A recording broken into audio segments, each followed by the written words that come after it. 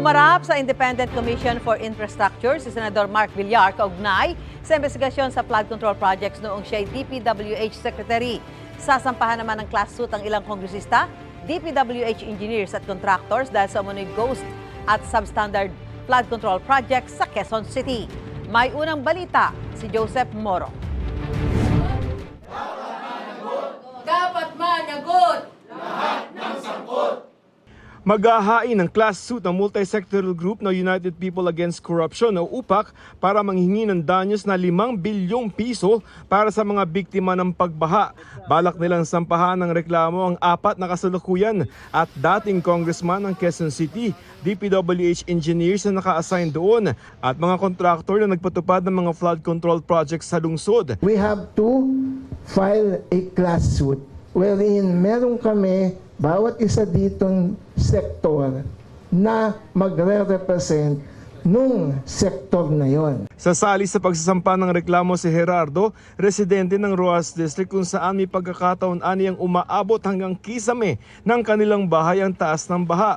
Yung nervyos na nangyari sa akin, yung hindi ako makapag-maisip ng maayos. Kailangan kong singilin sila. Kasama rin ang mga tsuper. Hindi lamang po kami nawawalan ng kita, malulubog na yung aming mga sasakyan sa baha. Ano ang epekto? Masisira yung aming mga sasakyan. Hindi na kami kumita, magpapagawa pa kami, gagastos. Uunahin ng grupo ang Quezon City dahil kompleto nila ang datos ng LGU nang imbestigahan nito ang mga flood control projects sa lungsod. Lumabas na umabot sa 17 billion pesos na halaga ng proyekto ang hindi idinaan sa LGU. Marami sa mga ito substandard o ghost project. Imagine pag lumusot yung demand nito sa Quezon City, gagayahin sa iba yan. O, gagayahin sa iba. Kaya pala, no, na ang tao mismo magdemanda. Tuloy naman ang pag-imbestiga ng Independent Commission for Infrastructure o ICI. Humarap dito si dating DPWH Secretary at ngayon Senador Mark Villar para bigyang linaw ang proseso ng pondo ng DPWH nung siyang kalihim mula 2016 hanggang 2021. Noong panahon ni Villar na-appoint si dating DPWH Undersecretary Roberto Bernardo na nauugnay ngayon sa mga anomalya sa flood control projects. Si Bernardo ang tinukoy ni dating Bulacan 1st District Engineer Henry Alcantara na boss umano niyang nag-utos sa kanya na magbigay ng kickback sa ilang mambabatas. Nang tanungin tungkol kay Alcantara, ang sabi ni Villar, We use organics sa Department of Public Works and Highways. Nung panahon ni Villar sa DPWH, maraming nakuhang mga proyekto ang mag-asawang Diskaya.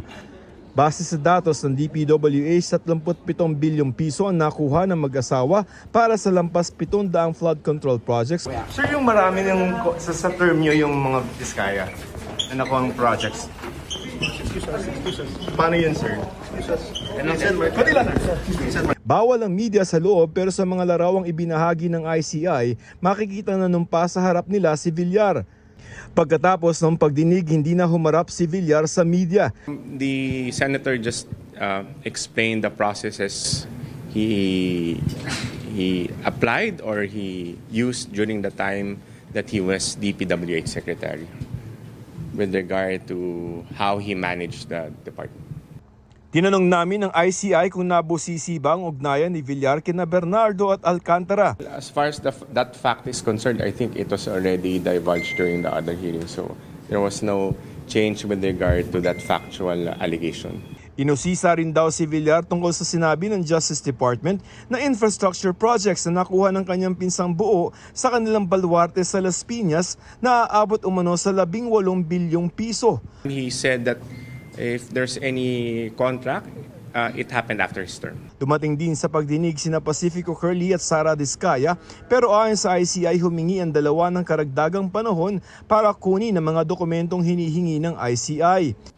Muling tiniyak ng Independent Commission for Infrastructure o ICI na walang whitewash o pagtatakip na mangyayari kahit hindi sinasa publiko ang mga pagdinig gaya ng pangamba ng Catholic Bishops' Conference of the Philippines at sa harap ng mga panawagan na gawin itong publiko. There won't be whitewashing. We're here to look up to find the truth.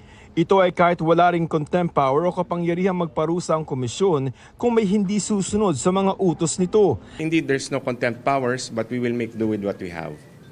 In fact, we've been doing our mandate. We've been actively investigating despite the lack of that power.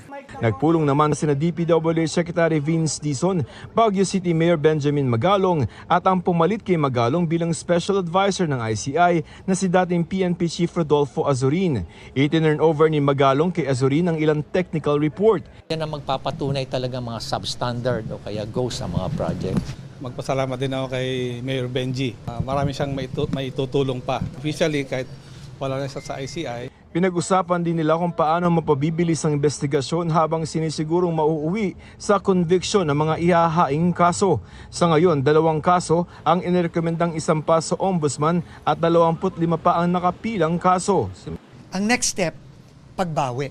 At yun ang pag-uusapan namin. Kasi kailangan, hindi lang enough yung may makulong, sabi nga ni Pangulo, kailangan maibalik natin yung pera ng mga kababayan natin. Ito ang unang balita, Joseph Morong para sa GMA Integrated News.